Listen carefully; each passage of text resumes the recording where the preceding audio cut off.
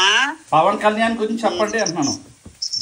వాడి గురించి నేను చెప్తున్నాను, ప్రతి ఒక్కరు చెప్తున్నాను. వాడిని ఒక్కసారైనా గెలిపించండి, మీకు ఏం చేస్తానని అంటున్నాడు. పాపం ఆ ఇల్లులు వాకళ్ళు పోతే మొన్నే పాపం వాళ్ళ భర్త చనిపోతే చిన్న పిల్లలతో ఉన్నదని వాళ్ళ ఇంటికి వెళ్ళి వాదార్చి 3 లక్షలు 2 లక్షలు ఇచ్చి వెళ్ళాడు పాపం ఆవిడికి.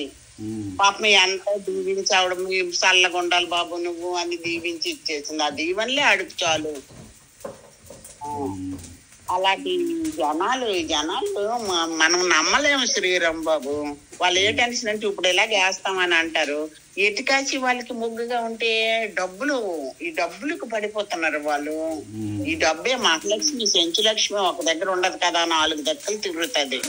ఆ సెంచులక్ష్మి పడిపోతున్నారు. ఆ డబ్బులు తీసుకోవడం, ఆడికి వేసేయడం. ఆడికేమో ప్యాకెట్లు, ఈ పొలావ్ ప్యాకెట్, ఈ తాగడానికి బోర్లు సీసాలు అవి ఇస్తుంటే ఏడు చేస్తారు, తాగెత్తన్నారు, వెళ్ళేసుకున్నారు. ఇంకంతే మరి. ఎవరు గెలిచినా సరే మనకేం ఉపకారం లేదులే.